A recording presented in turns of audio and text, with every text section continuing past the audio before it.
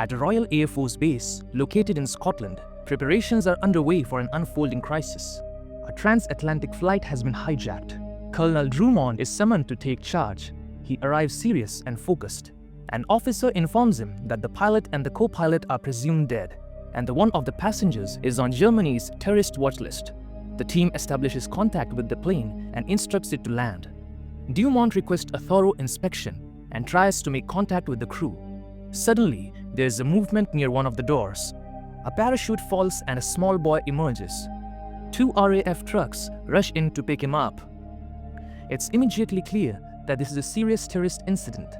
Dumont notices someone new in the cockpit and radios a warning that any sudden move will be met with gunfire. He orders the stranger to stay seated and raise his hands.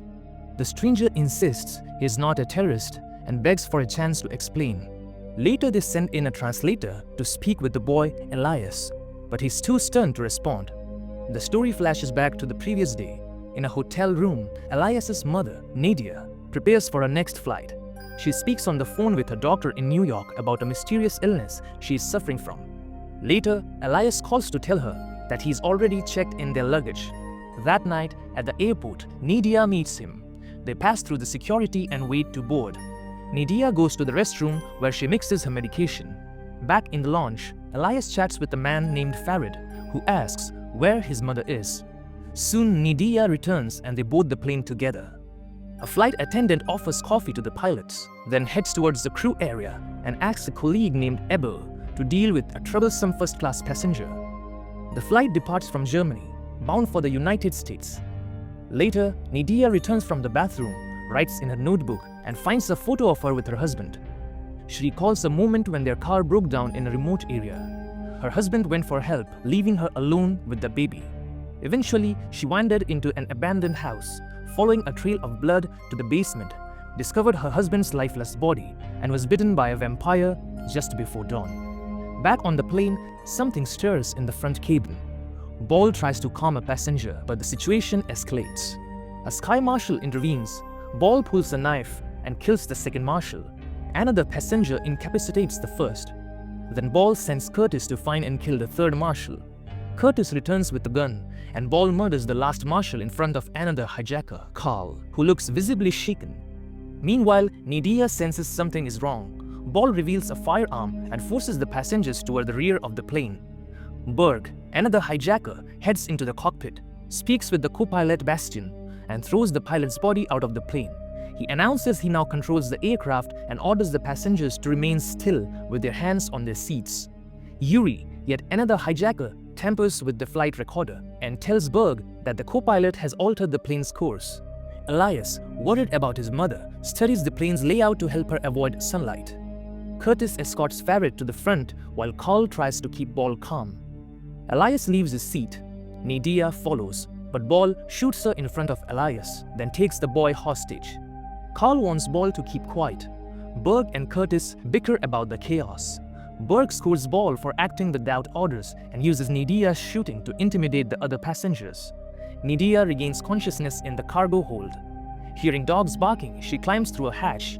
Meanwhile, Berg forces Farid and 2 others to record a fake terrorism video. Nadja hides under a vehicle. When Curtis and Yuri come to gather bomb-making materials, Yuri discovers her. Nadja kills Yuri and feeds on a dog. Later, Farid returns and sits beside Elias. Nadja, now fully transformed, tries to medicate herself but overhears the hijackers mentioning a countdown. She drinks Yuri's blood to regain strength and heads for the cockpit. The hijackers trick the passengers by threatening them to release the gas if anyone resists. They find Yuri's body next to the dead dog, Nadja's decoy, to throw them off a trail. Soon, Nadja reaches the rear and the passengers panic, rushing forward to the cockpit and realizing the pilots are gone. Nadja pleads for someone to know how to fly the plane. A man volunteers and she guides him to the controls.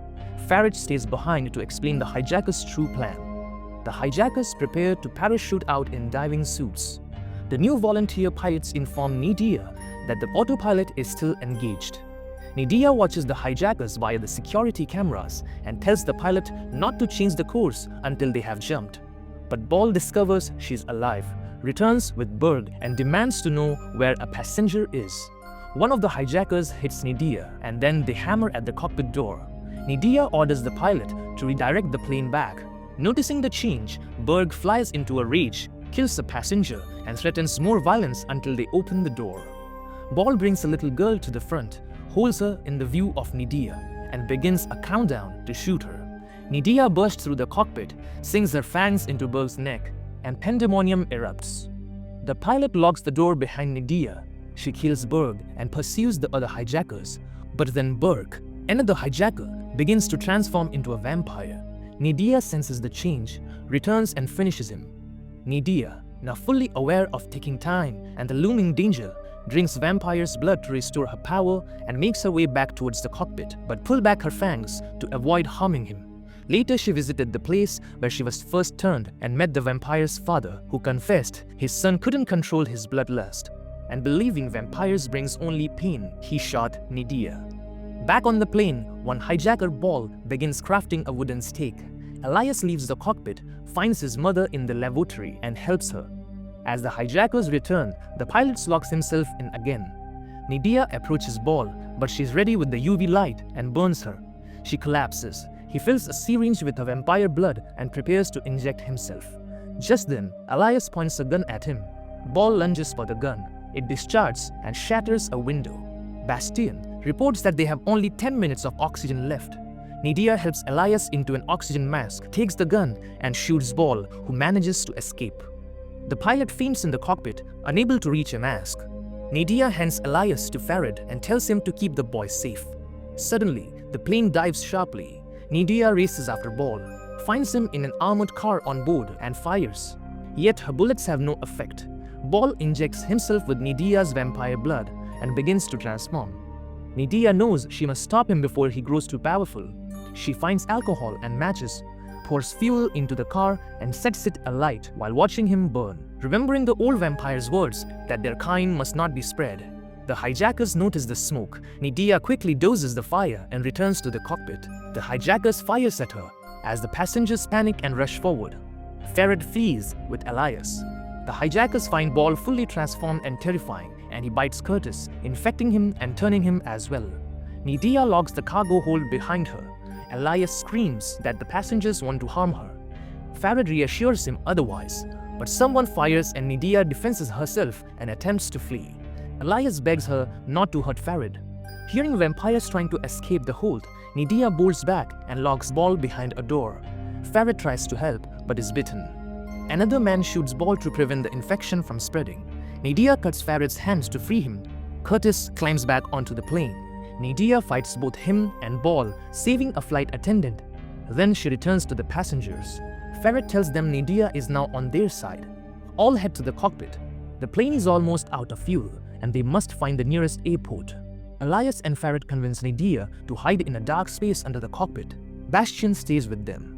The pilot finally contacts a British airbase, reporting the hijacking, but that the hijackers are now locked in the hold.